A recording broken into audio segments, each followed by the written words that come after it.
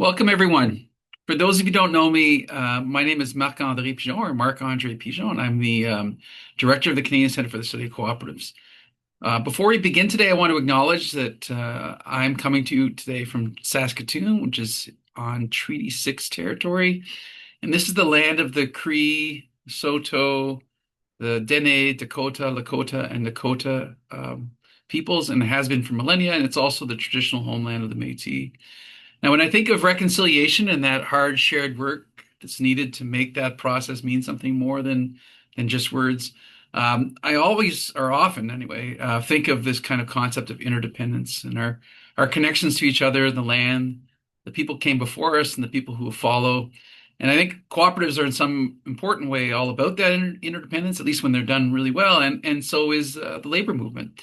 So in short, I think there's a powerful tie-in between our commitment to reconciliation, that hard, shared, necessary work, and the topic we're going to be talking about here today. And so that's a good way to lead into my welcoming of our guest speaker today, Dylan Hatch. And Dylan maybe can wave.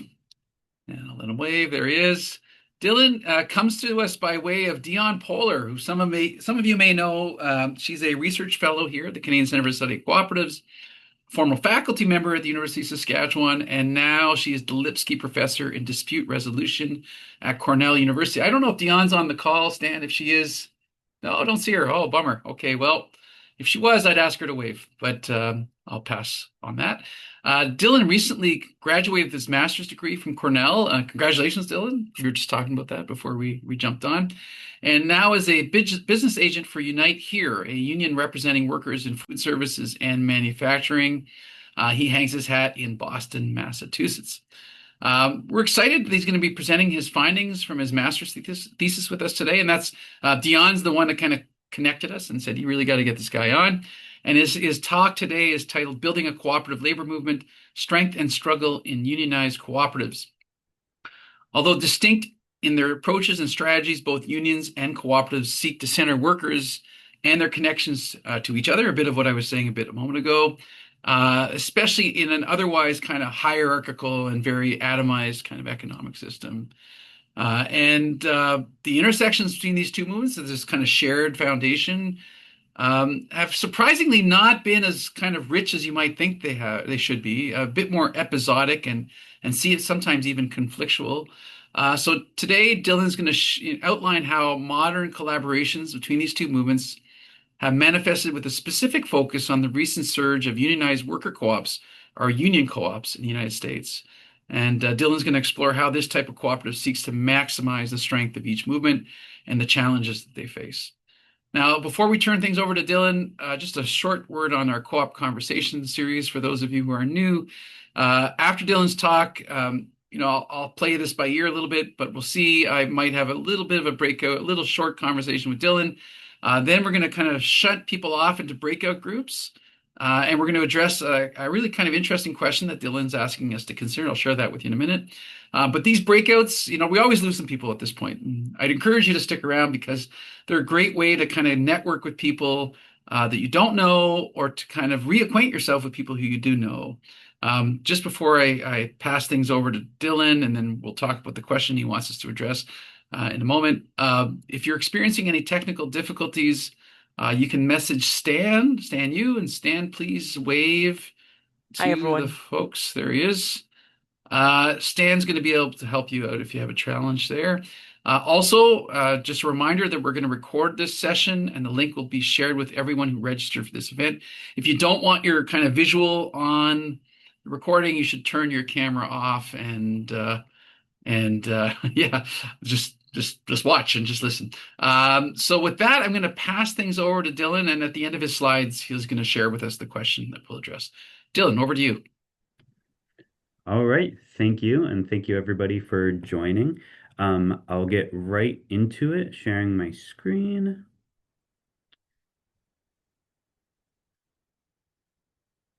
All right, can everyone see that? Great. So yeah, thank you for joining. This is an adaptation of my master's thesis, just for some context. I was a master's student at the School of Industrial and Labor Relations at Cornell, And I came into that program really interested in worker cooperatives, worker ownership, and was kind of surprised to see that few people there really look at that. They mostly study it from the union angle. And so I got me really interested in understanding how these two models complement each other and also how they might conflict. How can there be a whole labor movement that either isn't really familiar with worker ownership as a strategy, or in some cases are actively skeptical and hesitant to be engaging with it. So this will be structured throughout my master's thesis and kind of how I engaged with these in the case studies for that project.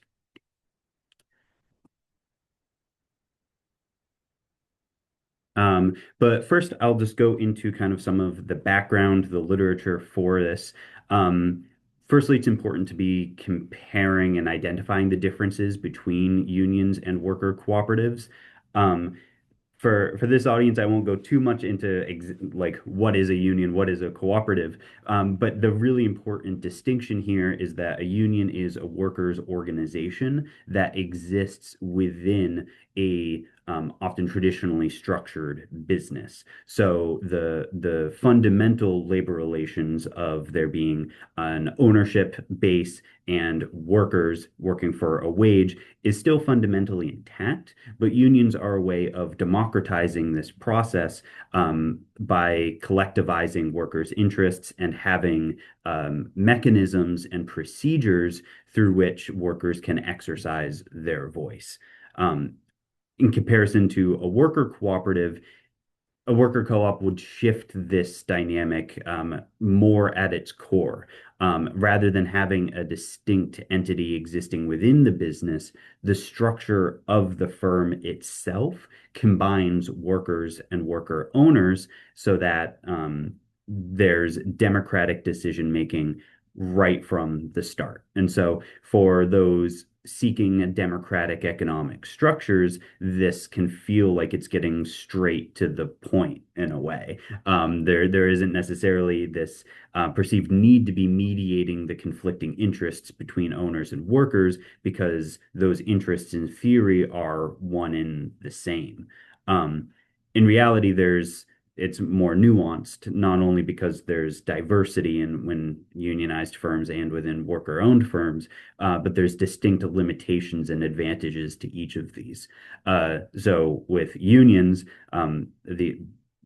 we see much greater numbers in these numbers are from the United States. It's where I was doing my thesis, but it's I believe replicable in Canada as well. Of there's much higher union density than there is the number of worker-owned firms, like by millions of workers, and a lot of this is because there's greater legal infrastructure for unions, and it's kind of getting dismantled a bit down in the States, but it's still more fully fleshed out than for worker cooperatives. And it's also easier to be organizing in many ways workers into new within these existing enterprises than it is to be establishing entirely new businesses.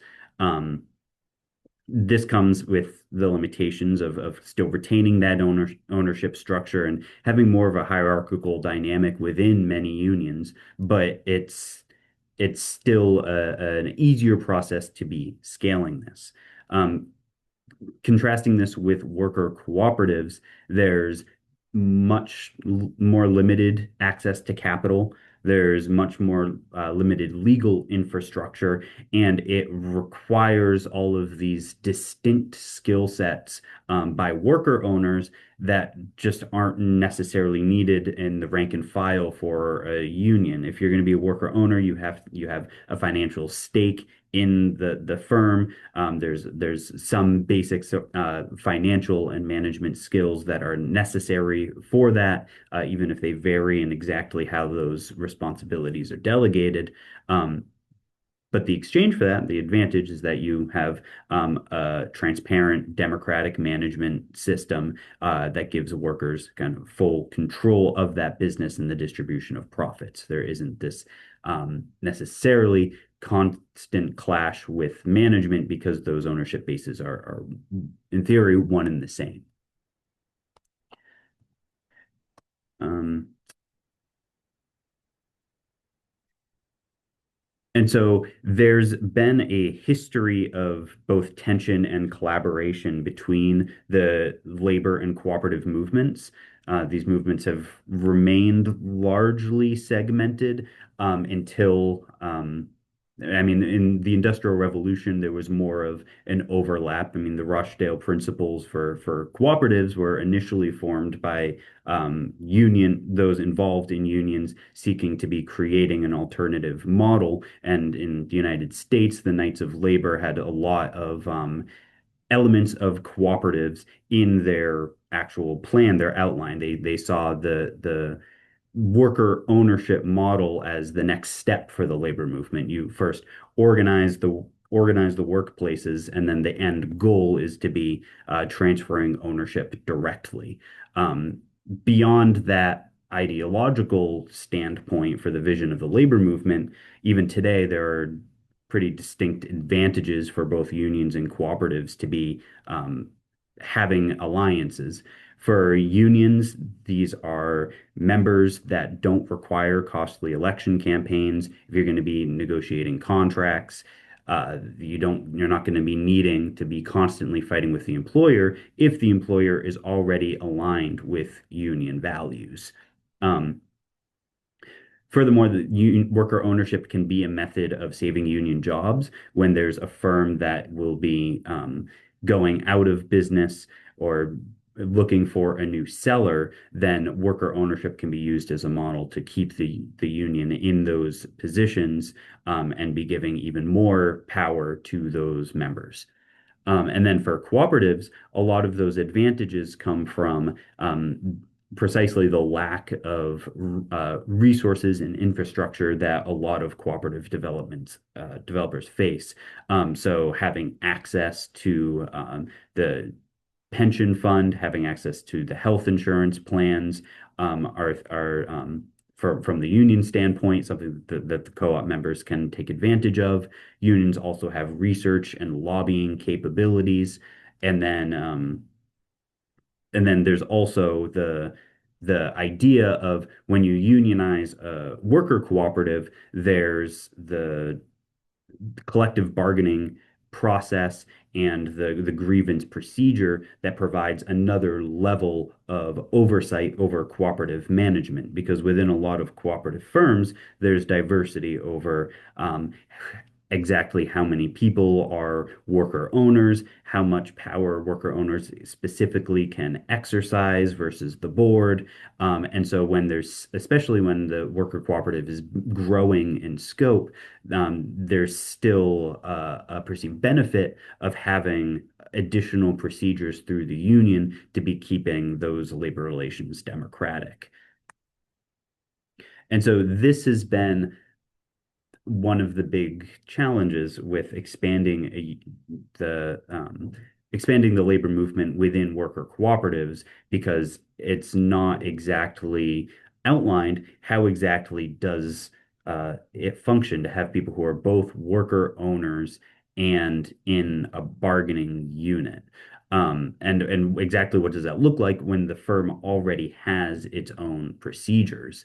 But given the values alignment between the types of institutions and the potential advantages to be harnessing from each other's strengths, there's been growing interest since the early 2000s, especially to be figuring out what this model can look like, what it does look like, and how it actually works in practice.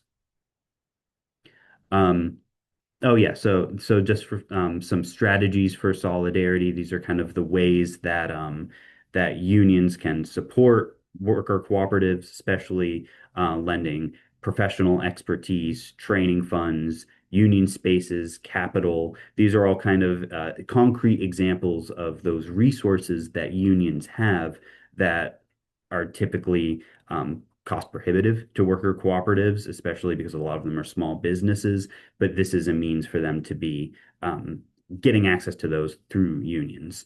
And then the contract negotiations is another that big element of within the firm, the union enhancing democratic efficiency. And so this is kind of the leading institutional framework for how a union cooperative can function. It was developed through a partnership with the United Steelworkers, the Ohio Employee Ownership Center, and representatives from Mondragon's United States division. And so how this functions is that this large circle is the firm, you have worker owners, and then there's a union committee. Worker owners can be on this committee representing the interests of workers.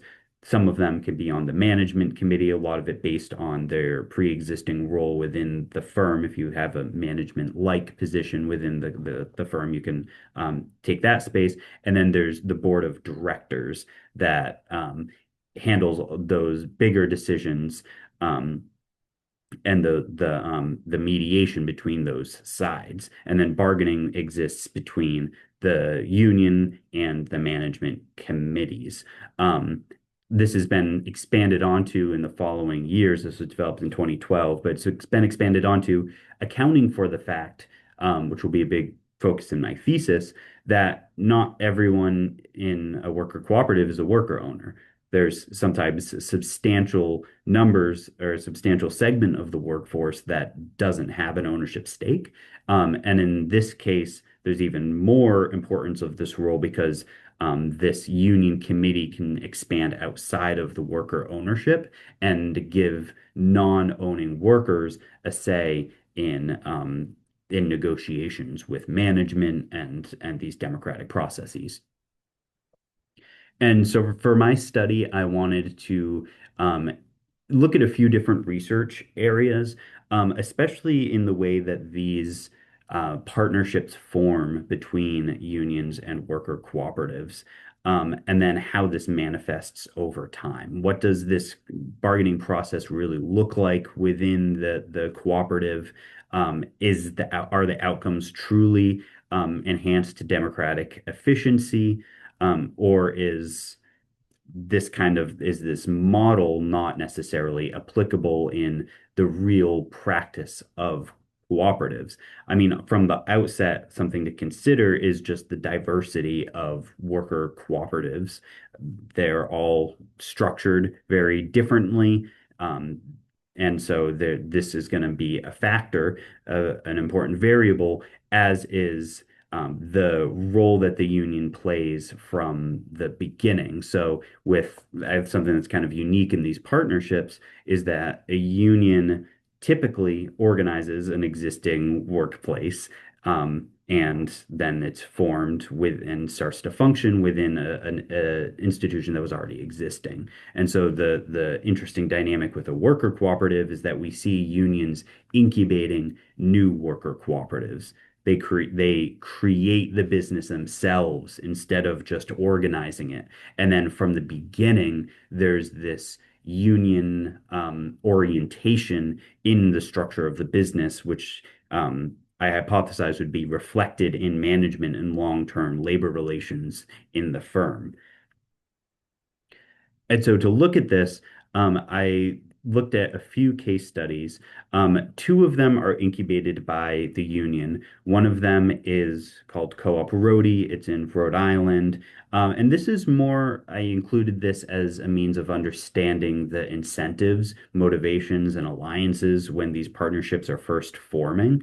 It's a project where a set number of licenses from the state for new cannabis dispensaries will be allotted to worker cooperatives. And so UFCW started an initiative with several other community stakeholders to make sure that these licenses go to shops that are unionized, and that reflect local values instead of all of these multi-stakeholder organizations coming in. Make sure it's local, unionized, and has an explicit bent towards social and racial justice. And then Works Printing is in Worcester, Massachusetts. It's a print shop. And so they were founded by One Worker, One Vote, which is kind of an offshoot of that alliance with the Steelworkers and Mondragon. And so from the beginning, they were unionized with the U.S. Steelworkers, and it's been baked into their functioning. And we see with the number of workers and the worker owners, there's 8 total workers, and then there's 7 of which are worker owners. And then lastly, the big case study, the case study that really got me interested in this was Gimme Coffee, which is a coffee shop in Ithaca, New York. It's in upstate New York. And it's a coffee shop that's existed since the early 2000s as a traditional business. It ended up being unionized later, and then after it was unionized, transitioned to a worker cooperative. And so this process is, there's a lot of interpolitical dynamics within that, because the initiation for the transition was by the outgoing seller. So the outgoing seller contacted Project Equity, said he's interested in selling to the owner or to the workers, and then there was a group of workers that really continued that, but the union didn't really play a role in it. Actually, there was a decertification vote around that time because of anti-union factions within it, and it wasn't until a procedural um, uh, complication in that decertification that ended up recertifying the union. So, long story short, there wasn't really union involvement in this transition compared to Works Printing, where the union was the incubator. There was this interesting exclusion of the union in Gimme Coffee's case study. Um, it's also worth noting that only the baristas are in the bargaining unit at Gimme Coffee, whereas all workers are in the bargaining unit at Works Printing. And it's also a much larger firm. It's about 60 workers, and about 20 of which are worker owners. And so some of the findings, the first is, actually, I'll start on the right here, is the bargaining tension. So Gimme experienced tense, years-long bargaining that required an external mediator to come in. Um, this is in contrast to Works Printing, which I found had a skeleton contract, which I talked with someone in management who described it as 2 interlocking hands with the management handbook. They didn't actually need to go through a formal bargaining process until 2024, and then they reached an agreement within a year. And so these are very different outcomes. And so I hypothesize that it's because of this ownership disparity. So actually, I'll go into some of these Venn diagrams of what the actual institutional dynamics look like within these firms. So using the same kind of model as before, we can see Works Printing. Here is the firm, and then we have we have 6 workers that are unionized worker owners. So they're both in the union and they're worker owners. And then outside of that, there's 1 worker who's unionized. They're still on track for ownership. They just had to clear some procedural hurdles. I think really just a time constraint, having to work there for a certain amount of time. And then there's 1 worker owner who's representing management, and as a legal specificity, just staying outside of the bargaining unit and representing management in bargaining. But this 1 worker owner is the one that approached the steel workers in the first place to start incubating this business. So that was essentially the founder that had this vision of being a unionized worker cooperative. And then this is what we see with Gimme Coffee is we have the firm, we have about a third of the workforce are unionized workers because the bargaining unit only contains baristas. Then we also have worker owners. And so to the threshold to become a worker owner is, I think, about a $2,000 buy-in and a set amount of time that you have to work for the company. The problem is that baristas have the lowest retention rate in the firm, so which means that they disproportionately don't qualify for ownership. A lot of them are just kind of students that are working there for a short amount of time. They don't necessarily want to be like investing in the business. So they don't really have an incentive to put in that buy-in if they're going to be planning to graduate in a couple years and no longer work there. Um, so there's a real fragmentation between those two classes. And then there's another third of the employees that are neither. They're neither worker owners. They didn't put in the buy-in or they don't meet the threshold. And they're not baristas, so they're not in the bargaining unit. And so what we saw in the bargaining is that it is essentially replicated traditional bargaining structures with the unionized workers and the worker owners negotiating with each other, having very distinct interests as workers and owners. And so the fact that it's a unionized worker cooperative is kind of perhaps a superficial term to be lumping this in with works printing because the specific institutional dynamics within it make it replicate traditional class conflict. Um, so yeah, it's really the Venn diagram that made it so contentious because there isn't that interest alignment.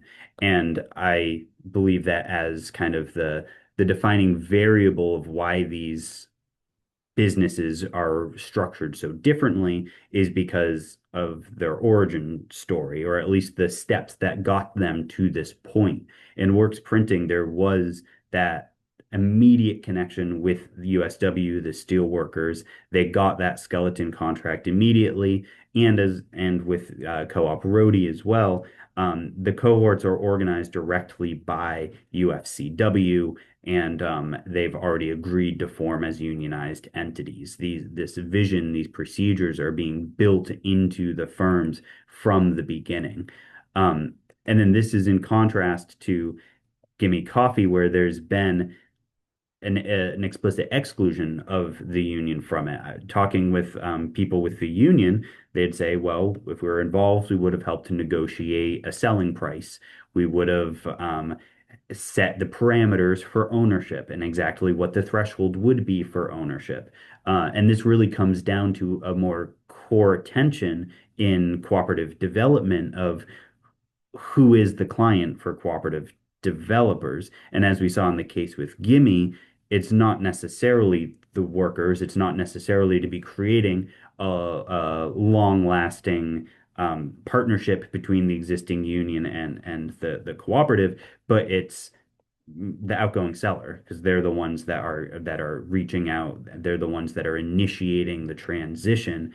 And so those are the interests that were reflected. I should say that Project Equity, the developer, did drop Gimme as a client in light of the labor tension here, especially news of the decertification vote. So I don't mean this as any sort of critique of Project Equity, but more of the nature of cooperative development and how it can conflict with existing union dynamics and kind of the long-term shape of what that union cooperative can look like. And so basically, this case frames a distinction between a union co-op, one that has the distinct model of harnessing those distinct advantages of unionization and worker ownership, versus what I would see in Gimme as a unionized co-op. So it's a worker cooperative, but it really just happens to be cooperatively owned only by a third of the workforce. And then it's happens to be unionized. It wasn't designed as a union co-op. One last thing I'll say too before closing is that recent interviews I've done have suggested that Gimme's actually on the right track. It seems that more bargaining units are being voluntarily recognized by management within the last month or so, and that there's starting to be a bit more expansion. There's of the ownership base too. There's an election for the e-board, whereas initially when I started this project, the e-board was just who was installed initially when the transition happened. It wasn't really elected. So I think that's another angle to be looking at this through of maybe this is a challenge with the initial cooperative development, but once you have those systems in place, once it's the democratic systems are institutionalized, then it will become more democratic over time. In this case, it's kind of still too early to say, but we can see the tension that was immediately caused through the formation process or transition to cooperative ownership, and then the lasting dynamic that resulted in the subsequent business structure. Yeah, I didn't know if we were going to have a brief conversation, but kind of the breakout questions when we go to those groups is what strengths and challenges do you see with any collaboration between labor unions and worker cooperatives? I'll also expand this a little bit too. Worker cooperatives are one thing, but there's also this question to be asked of consumer cooperatives as well. And so that's kind of another question is, does this dynamic change when the ownership classification changes as well? Yeah, thank you. Thank you, Dylan. That was wonderful. And Stan's going to pop that question into chat so that when we break out, you have kind of visual access to it. Um, Dylan, most of my questions kind of angle towards the question you want to ask. So I think I might dispense with them and let us break out. But I did have one really kind of scene setting question. Can you give us a sense of the scope of these union co-ops, not the unionized co-ops, but the union co-ops? Like how many would there be in the United States? Like, do you have a sense of that? Yeah, so I've seen various figures. It seems like the Union Co-op Council estimates about 60. Okay. Okay. Mhm. So it's a pretty small, even in the Yeah, scope of the total worker co-op movement, it's a small subset of that total. exactly. Okay. Yep. Yeah, but super interesting. I love it. Okay, so let's break out, Stan. If you can give us 12 minutes, please. So we'll regroup at 12:45 Saskatchewan time, and then we'll have a plenary conversation. So again, just you look at the chat, Dylan's questions there. He's proposed expanding it a little bit to the consumer co-op union relationship, and we'll see you back here in a few. Okay, so that was a lot of fun. I had the good fortune of having Dylan and Eli in my group, and so that was a nice, fun conversation. But let's open it up. So I had lots of time to ask Dylan questions. I want to give other people an opportunity to maybe share a bit of what you discussed in your group, and then maybe pose a question to Dylan. And just raise your hand. There's Bharat. Go ahead, Bharat. Hi, Mark Country. Hi, Stan. Oh, hi, So Bharat. Nice to see you. nice to see you, Mark Country. So yeah, we had a lot of very interesting discussions in our group, and actually, one of the things which Sean mentioned. I mean, works with a worker co-op there in Vancouver, and what he mentioned is one interesting point is about the size and the scale of a cooperative. As you know, Sean, please correct me if I'm wrong, but I mean, but the point which I noted here is that as this say cooperative scales it becomes big, perhaps the union part of it, like things within a cooperative that can be handled by a union that become more prominent at a bigger scale, like for example consumer cooperative with many thousands of members. So that was something I wanted to ask Dylan. So Dylan, do you see any relation between the union kind of activities coming within a cooperative as the size of a cooperative becomes bigger? Yeah, please go ahead, Dan. Yeah, I definitely think it's important to address that issue of scale. I mean, it's an issue that's talked about a lot in cooperative circles is how do you maintain those democratic structures and democratic efficiency as it's getting larger and larger, especially because it seems that there's a tendency for worker cooperatives to hire more non-owning workers as it gets larger. Like we're seeing that with Mondragon and a lot of other large worker cooperatives. And so that places even more importance on there being the union present because it's another democratic structure there to be providing an additional structure for accountability. Um, so I see there as being definitely more importance for a union as it gets larger. I think a lot of the problem is the case studies of whether we can verify that it's more likely to be unionized. There just aren't a lot of cases, and there's a lot of diversity of how those partnerships come about. I think a substantial number of the union co-ops in the United States are from worker buyouts and the union playing a role from the beginning. And it's not so much a big membership strategy. Although I will say that the largest worker cooperative in the United States, the Community Home Care Alliance in New York, is unionized with SEIU, and it's considered one of the prime cases and one of the big successful case studies of a unionized worker cooperative. Fantastic. Thanks, Dylan. Melissa, you had a question, I believe. Hi, everybody. Um, I am from Project Equity. So it was really great, honestly, to hear the presentation and the analysis that you shared. I had just joined when Gimme Coffee had happened, and I'll just say that it was a huge, huge oversight and failure in due diligence to we did not know, or the folks working on that didn't know it was unionized. And so since then, our approach is to immediately engage with the union staff. And yeah, we haven't encountered unionized, we're a co-op developer in the US. We haven't encountered unionized businesses in our work since then, but that's sort of why I'm here. Really want to learn and collaborate with folks. So thanks for having me. I just kind of wanted to say hi. Thanks, Melissa. That's great. Dylan, do you want to jump in there?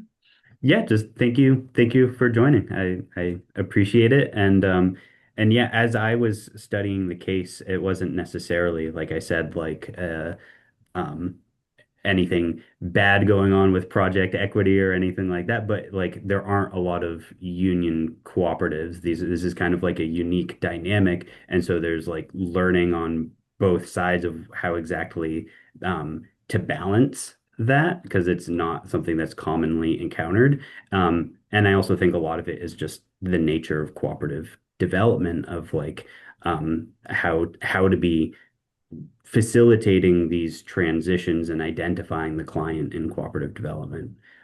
But thank you for joining, Melissa. Yeah. Dylan, oh, sorry, go ahead, Melissa, jump in. No, I was just saying thank you. And the question Okay. of, who the stakeholder is in conversions is definitely something that we could dive into a lot more. But So, thanks. thank you, Melissa. Dylan, you might be interested. There's a kind of pretty active movement, and there's now favorable policy in Canada, taxation policy to help with the conversion of businesses into worker co-ops. And this like SMEs, small medium-sized enterprises, and so there's tax advantages to owners, sole proprietors who sell their business to a worker co-op, and it'll be interesting to see how that shakes out on the scale question or not. The other thing that you might be interested in, Dylan, I'd be interested in your thoughts on this. I know in Ontario, province of Ontario, in the early '90s, there was a pretty deep recession manufacturing. There's a steel mill and a pulp and paper mill in Ontario that were on the verge of bankruptcy, and the Ontario government worked with the unions in both those places to effectively cooperatize, if I can say that word, those big businesses, right? Like multi-million dollar businesses. Both of them eventually reverted back to kind of a private ownership, but it's a kind of interesting example of that transition. Might be worth a look. See, I don't know if you Interesting. see Thank that in you. the States. Yeah, but there was a propensity for government intervention in Canada at the time. So, Yeah. Mhm. yeah.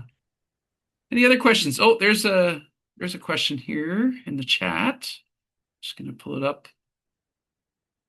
Dylan, do you see that question? Yeah. This First, is. Mhm. go ahead. So yeah, this is an important thing to bring out. Thank you, Sarah. Yeah, so there's the right of first refusal in a lot of contracts, which states that if a business is going to be selling, then the workers have the first right to be purchasing this Mm, business, mm. rather than going to external buyers. Um, so this is something that's been seen a bit in the United States. I'm curious if anyone else has heard of this or seen it implemented in contracts. I've heard of the right of first refusal, but not in this context. So I don't know. I don't know if somebody else wants to jump in. Do you have thoughts on that? Raise your hand or just unmute yourself. I don't see anyone jumping in.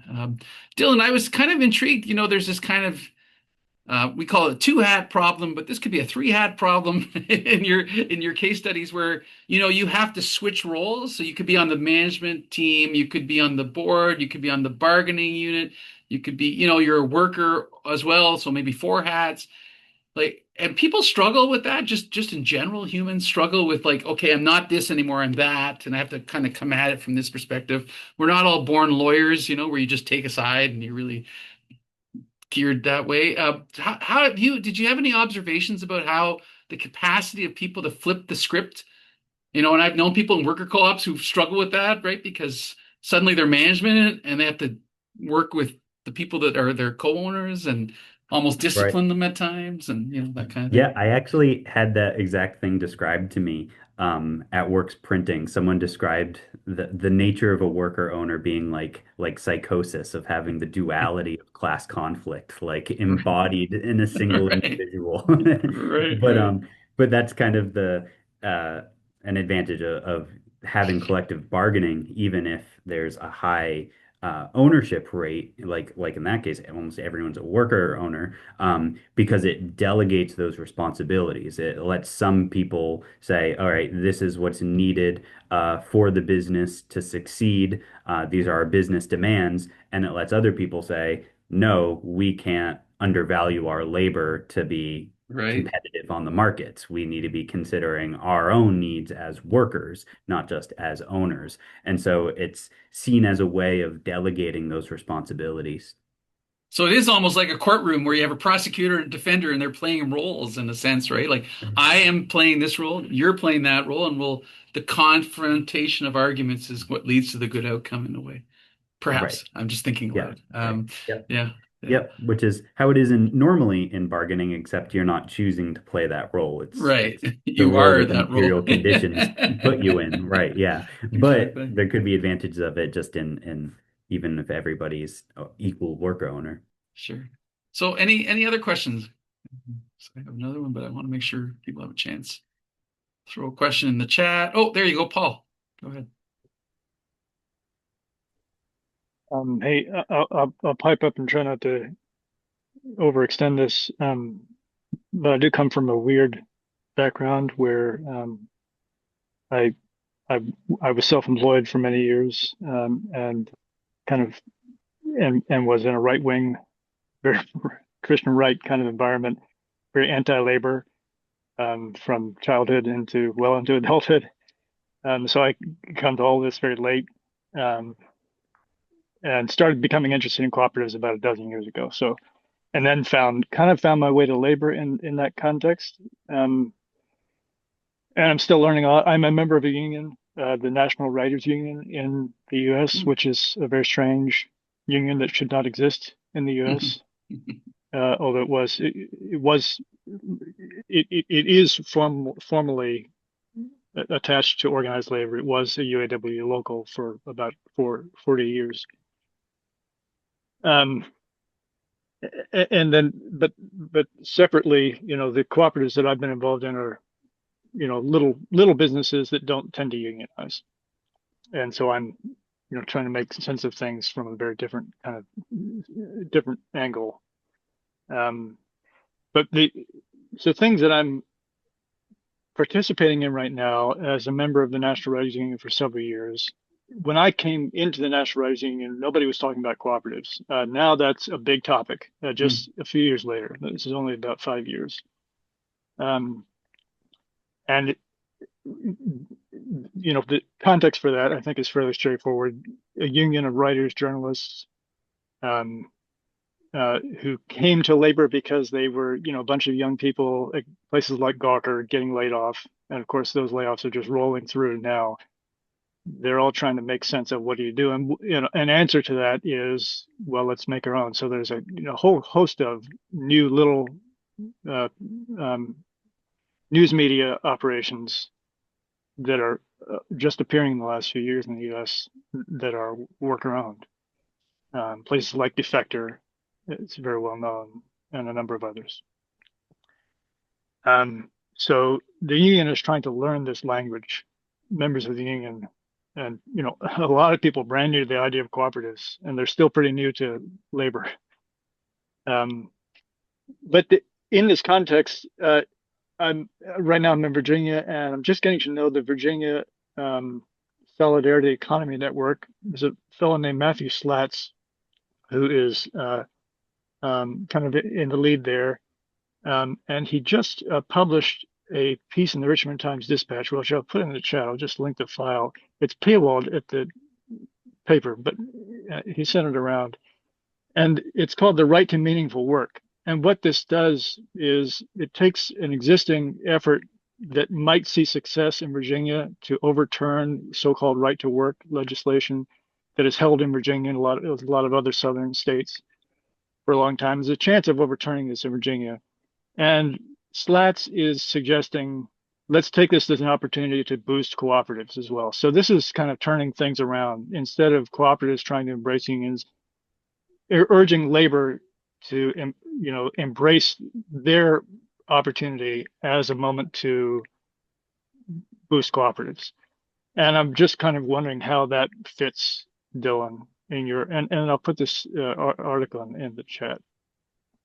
Great. Thank you, Paul. Really interesting question. Dylan, do you have a succinct answer? Yeah, I think that the collaboration can come both ways. And I think that there's also a lot of examples of the cooperative movement engaging from their end as well. And because there are those distinct advantages, and I think a lot of it is also just um, still going to be discovered and uncovered in the next couple decades, especially because there's projects that have come up in the last 20 years even that build on our knowledge of this. And so moving forward, I think this is a really exciting time because projects like this are still being developed and we'll have a better sense of what's possible through them. Brilliant. Thank you so much, Dylan. Thank you for that question, Paul. Thank you, all of you, for attending today. It's hard not to feel that there is some sense of energy in the co-op movement, and so that's a good thing in a dark world. So we're going to be wrapping up now. Again, thank you for attending. We're going to send out a recording of this conversation the next day or so. For those of you who weren't able to attend, you'll get a link to that. And just a heads up that our next co-op conversation, because these are monthly conversations on the first Wednesday of every month, right through to May, September to May. Our next one's going to feature Aileen Mary Holoka. I hope I pronounced the name properly. She's the director of Baby Ghost Fund, an organization that provides co-op education within the game development space. So more of that kind of innovative stuff happening. They also conduct research on cooperative models in Canada's interactive digital arts sectors. So we're going to hear about their work, and that registration will go. Oh, it's live already, Stan tells me. And the registration link is going to be in the chat. So if you can join us then, please do. Thank you again for taking the time to be part of this conversation, and we hope you have a great rest of your day.